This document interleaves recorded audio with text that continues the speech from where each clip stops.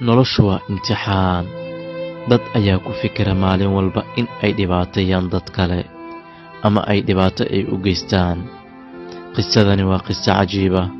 haddii aad nasiib u yeelato oo ay ku soo gaarto walaal, sii sheer garee oo la wadaag asxaabtaada kale si ay ugu noqoto mid ay ku cibro qaataan. waxayna ku bilaabanaysaa qisada sida tan.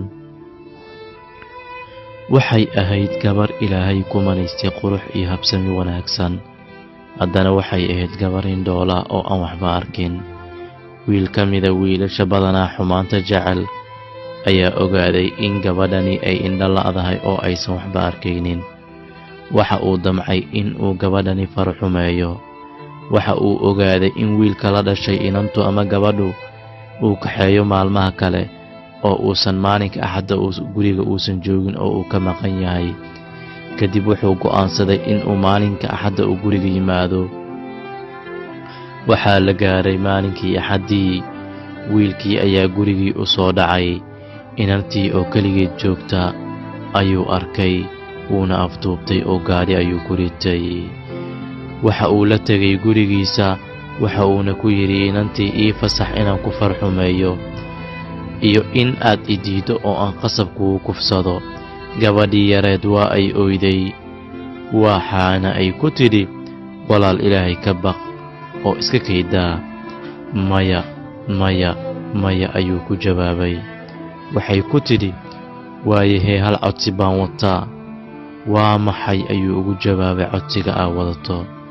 waxay ku tidhi, 2 ragcadood ayaan tukanayaa, kadib waxaa doonto igu samay ayay ku tidhi.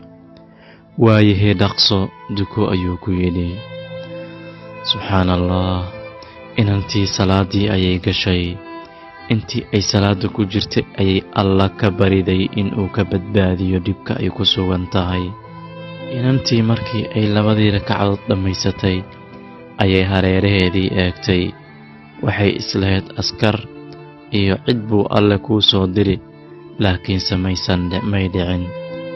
ninkii halkii ayuu ka qaylinayaa. maxaa kuugu dhacay ayay ku tidhi. wuxuu yidhi, waxba ma arkayo. miskiinkii araggiisii ayuu ugu awood sheegtay. allana araggii wuu ka qaaday. allahu akbar.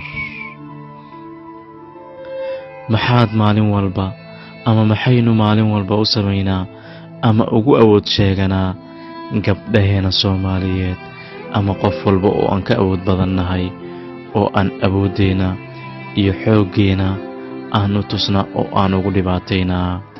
fadlan walaal, muuqaalkani haddii uu ku soo gaaro nasiib aad u yeelato, waxaan kaa codsanayaa in aad sheer garayso si ay ugu noqoto dadka kale mid ay ku cibro qaataan.